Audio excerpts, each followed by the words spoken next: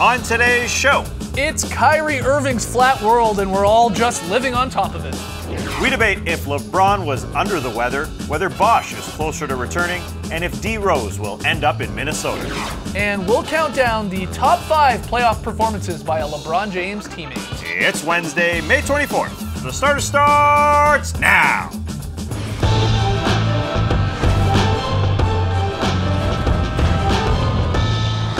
Good evening, Sweet World, and welcome to The Starters, presented by Jack Daniel's Tennessee Honey. Whether you're listening to the podcast, joining us live right now on NBA TV, or a little bit later on YouTube, we're very, very happy to have you. I'm Jay Skeets, and alongside me, as always, that's Tess Mellis. Thank you for joining us. To his right, the international man of mystery, taking it to the max, Lee Ellis. Friend. Lily, and last, certainly not least, over yonder, it's the bearded one, it's Trey Kirby. Hey, yo! TK, what's up, man? Well, I'm here at the internet looking for your best tweets at #TheStarters. And earlier today, the Undefeated's Justin Tinsley tweeted out a story of one of the dumber things he's ever done playing basketball. Justin tweeted, MJ's flu game inspired an 11-year-old me so much that I purposely got myself sick before a game later that year. I didn't score. Feeling his pain, I added my own dumb basketball story. I thought the no sock look was cool in grade 10, but didn't have no-show socks. So I played a whole game wearing no socks. Not a great idea, but that's how the #DumbBasketball was born, and it brings us to today's question. What's the dumbest thing you've ever done playing basketball? Our own Lee Ellis shared his own sock story. He said, one time at tryouts for the high school team, I forgot my shoes, so I had to just play in socks and didn't make the team. Like Gerald Green? Like a young Gerald Green. Wow. Bubby Yeager said, in 8th grade, an AAU buddy came to the game soaked in gasoline because his dad let him try pumping gas for the first time. He had to sit alone on the bench. But my favorite comes from Joey Wallabies, who says, a friend during a student-faculty game bounced the ball off a teacher's face and broke her nose. This was during the peak and one era, so it had to happen a lot. But we want to hear your dumb basketball stories, so let us know on Twitter, what's the dumbest thing you've ever done playing basketball? You can use #DumbBasketball or #TheStarters. I'll see it either way. Can't wait to laugh at it. All right, get those tweets in. We got a fun show tonight. We're going to play a little Is This News, and a little bit later we're going to count down the top 5 playoff performances from a LeBron James teammate.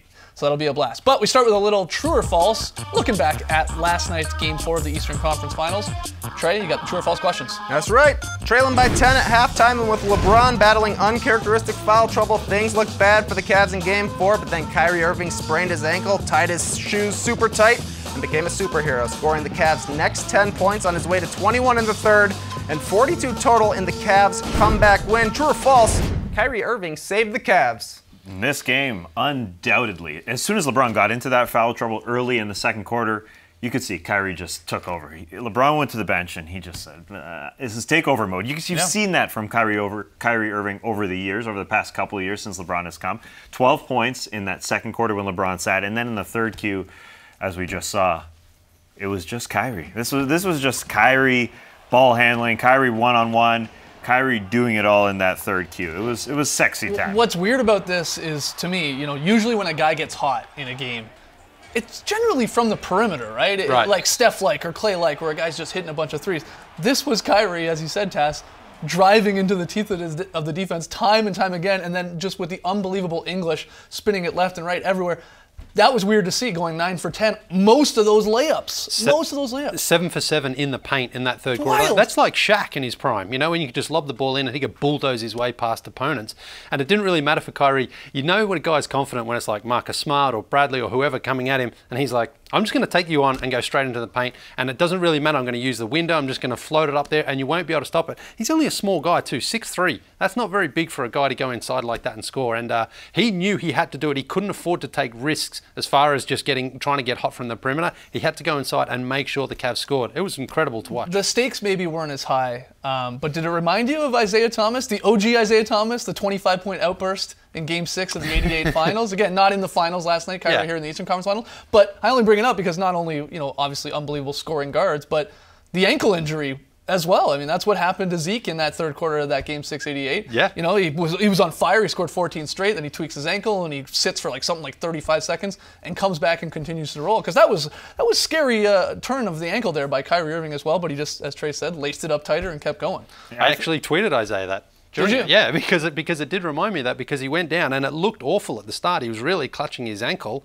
And then he just tightened his shoe and thought, I can't afford to go out with LeBron out there. So he went out there and delivered. Yeah, I think it started in the second quarter before the ankle started when he saw LeBron on the bench and he just said, all right, it's my time. And it's cool to see, a handful of NBA players who can do that. There just aren't many. No. I mean, this was a special performance. I mean, it sort of mirrored, Kevin Durant's 19-point quarter in the other conference final that was happening that is now long gone. Those two, there's just, again, a few of them. And those two have shown us in this conference finals, along with LeBron, along with the Curry, that these are the guys that we're going to be seeing in a couple weeks. You said the stakes weren't as high, and they weren't obviously for the finals, but the Celtics looked really good in that first half. They looked confident. It had sort of carried over from Game 3 there.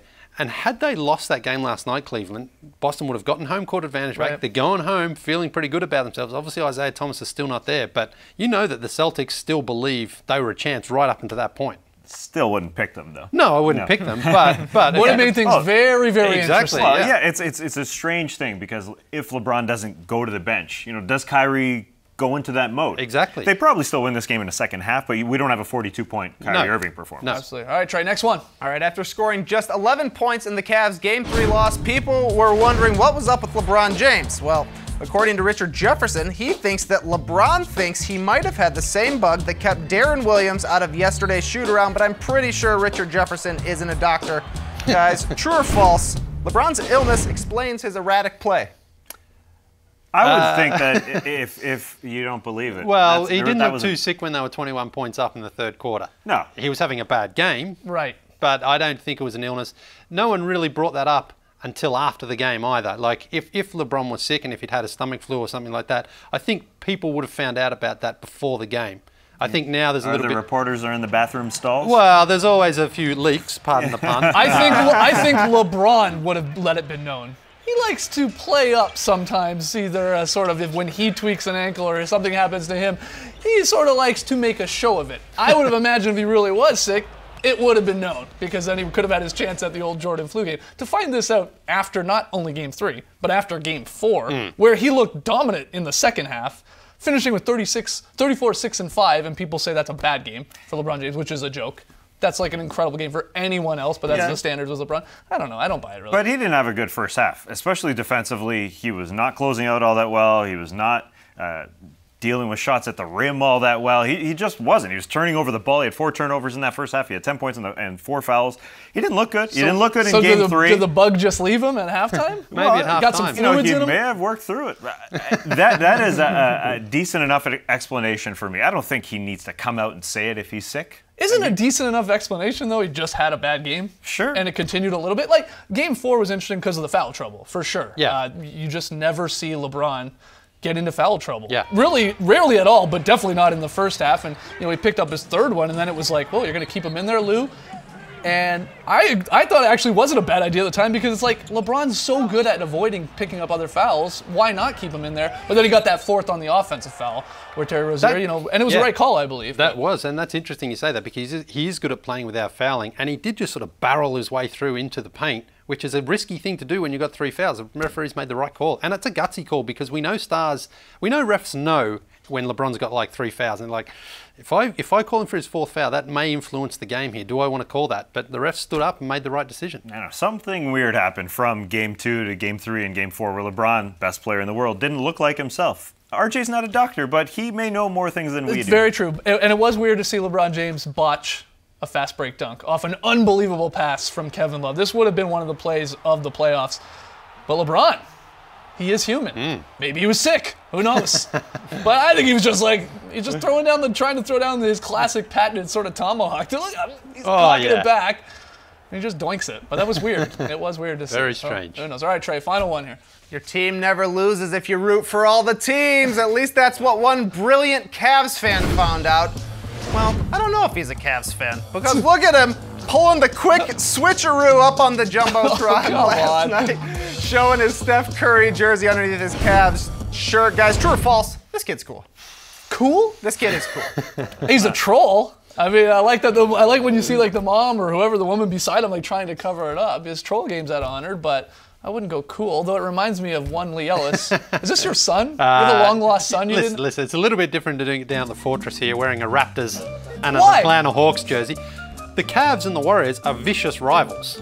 You wore around a Warriors jersey in Cleveland Yeah. and then taunting the Cleveland fans. True. That's risky. But that is you down at the Fortress, right? That kid might even have a third team under there's there. maybe a There's a Maverick third shirt. Is shirt. there like a EuroLeague jersey under there? Yeah, and a different hat on as well. Yeah, he's covering all his bases. You I wouldn't can go give Lee an excuse because he's lived in Atlanta, he's lived in Toronto. That app is called a Boomerang. He's from Australia. That's cool. That all adds up. Yeah. No, he likes it because he can't lose. He can't lose. If the Hawks win that particular game, oh, great, the Hawks win. The Raps win, oh, great, I got a Mo Pete jersey on. No, I don't out like He just it. wants a free I don't shirt like from it. all the 30 teams in the league. Yeah, That's what he that's- says. Send him in. Yeah, let's hear it from the people out there. Is that kid cool? That troll game strong? Let us know. Got to take a break. When we return, is there a Bulls reunion on the horizon? We'll talk about that and a whole lot more in Is This News?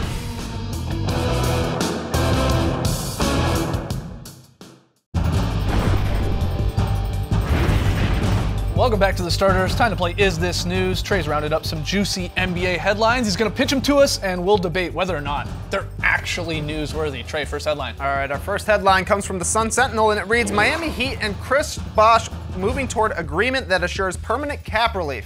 Is this news? Yeah, it's news. Something is happening with Chris Bosh. There's a headline, and it's not just Chris Bosh doesn't know what's happening in his future. Something is actually happening, and anytime the National Basketball Players Association gets involved and does something for one of its members, it's a very good sign. Does this mean that he's closer to playing and being medically cleared? I doubt it, but it doesn't mean he's further away. Right. So at least it's something to chew on, but we have no idea what this means medically for Chris Bosh. Yeah, hopefully it just gives him a clean start and a clean break from Miami, and Miami don't get stuck with a big contract that they feel that perhaps they could exonerate because of his medical condition. But obviously we all just wish Chris Bosh all the best with his health and hope that he can return to play, because we know he's an all-star player when he's out there, and he hasn't really played for that's part of 18 months. Yeah, and Bosh, by the way, like he's going to get paid. He's getting his contract, his guarantee is like something like $52 million over the next years. A lot of that is covered by insurance, but this really is newsworthy for the Heat organization to come to this agreement, because that now won't stay on their books. They're going to have a lot more cap space in theory, anywhere between like $15 million and $37 million this summer. So that's good, especially heading into the draft, trying to make moves if you want to. So I think this is good news, great news for everyone. And you're right. Hopefully we see Chris Bosh back with some other team in the future. But moving forward for the Heat, they can make some decisions now because it's sort of looming over them a little bit. And that's why we pay our insurance rates. That's right. When we need it, we get it. All right, Trey, next one. Next headline comes from ESPN. Derrick Rose could be a free agent target of the Timberwolves. Is this news? Ooh, this is juicy. Well, this was news around the trade deadline. Yeah. Right? Apparently the Wolves and the Knicks were very close on a deal, and then they pulled back at the last second. But obviously Tom Thibodeau and Derrick Rose feel that they could work well together again. But if you're a Timberwolves fan, I'm not sure this is great news. Yeah, I agree with that. Because is he a good fit? Exactly. Maybe as a sixth man? Like, is he? Well, would he want to embrace that role? Why isn't he a good fit? I don't think he is a good fit, because I don't think he would be prepared to accept that he'd be the third option on offense. And if you are a Timberwolves, you want Karl Anthony Towns and Andrew Wiggins to be your 1 and 2. I don't think you want Derrick Rose there. And we saw Derrick Rose in New York this year with Porzingis. He didn't want to really get Porzingis involved. He still wanted to be the man in the offense, and I don't think that's the best role for Derrick Rose. Chris Dunn hasn't quite developed as I think the Wolves would have hoped. And then what do you do with Ricky Rubio? Obviously, I think they look to move him. So I don't think this is a great fit for... Would you rather have Rubio or Derrick Rose heading into next year? I would take Rubio right now. I think Rose still has a spot in the NBA, but I'm not sure it's in Minnesota.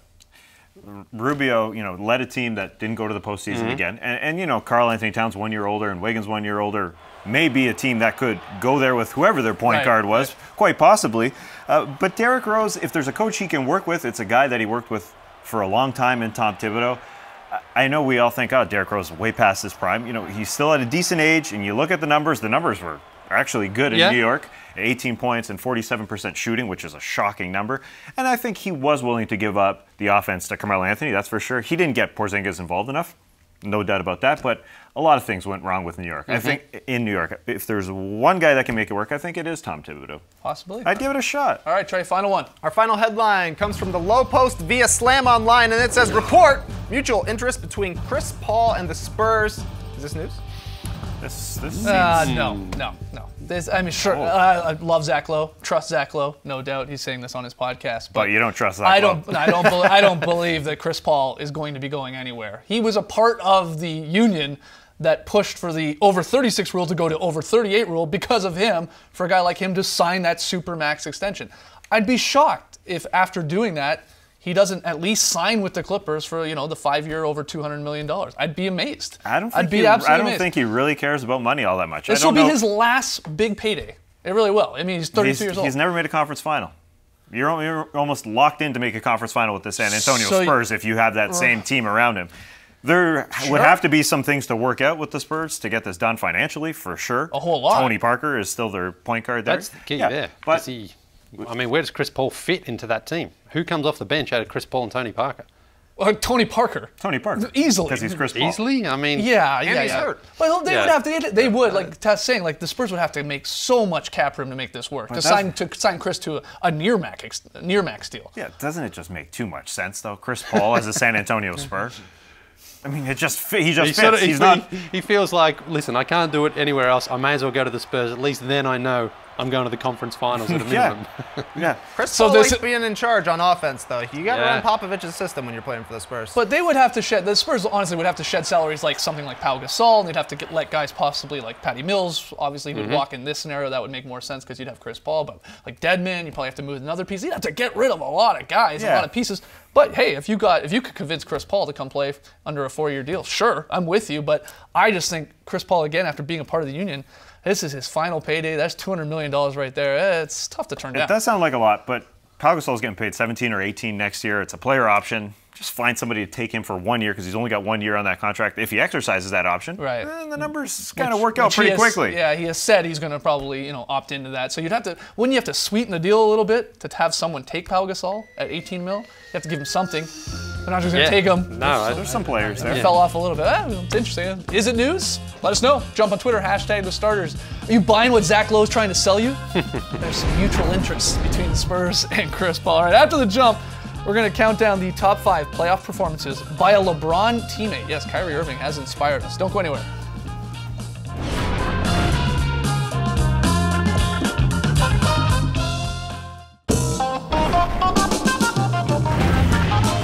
The Starters on NBA TV is brought to you by Jack Daniel's Tennessee Honey, proud partner of the NBA. Do your friends proud.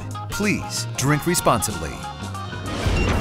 Kyrie Irving scored 42 in Game 4 of the ECF against the Celtics. LeBron has never had a teammate score more than that in the playoffs. So we started discussing what are the best playoff games by a LeBron James teammate over his 14-year career. So we dug into the archives, and here they are, as counted down by the starters, the top 5 playoff performances by a LeBron James teammate. At number 5, it's Daniel Boobie Gibson. Boobie! 31 points. Boobie's career night in Game 6 of the 07 Conference Finals sent LeBron to his first NBA Finals, and without Boobie's performance, the Cavs may have had to go back to Detroit for Game 7.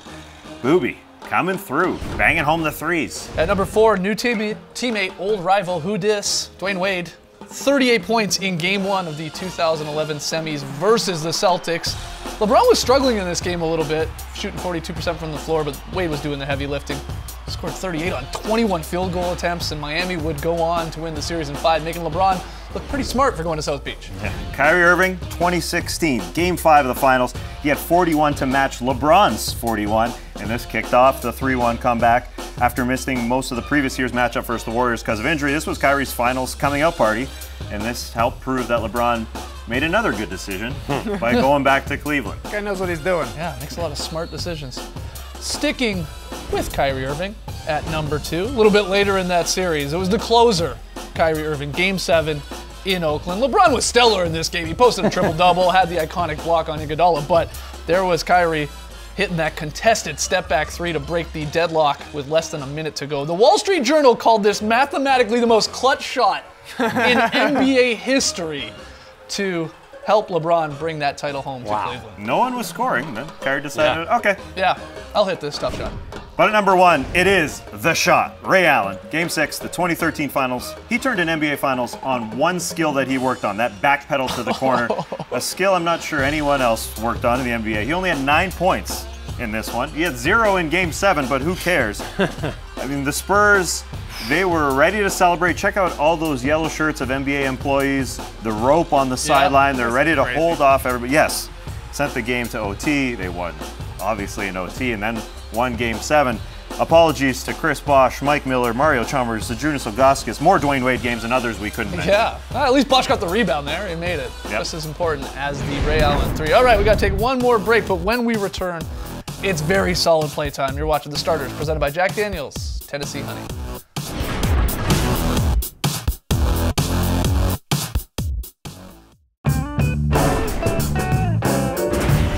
We asked you earlier in the show, what's the dumbest thing you've done playing basketball? You hit us up on Twitter, hashtag the starters and hashtag dumb basketball. Trey, you got to feel the best answers. Yeah, a lot of idiots out there. Quinn says, I got thrown out at the end of a BYU intramural game, stormed out, threw one of the shoes in the tree. It didn't come down. The cops came and I was suspended for a semester. Unbelievable. Relax, Quinn. Dan said, I had a game on Halloween in middle school, dyed my hair green with spray on hair dye, streaks of green all down my face in Jersey. Classic 6th grade move. And Dylan says, I sprained my ankle attempting a wide open layup.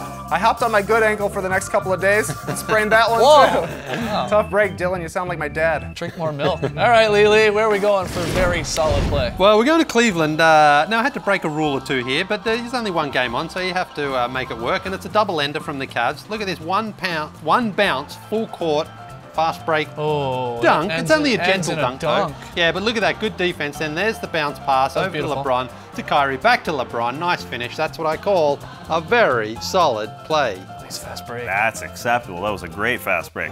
Now it's time for the fan of the night. We're going a little unconventional here because this isn't necessarily a fan. It's a server at the Cleveland game, but it's just too funny to look away.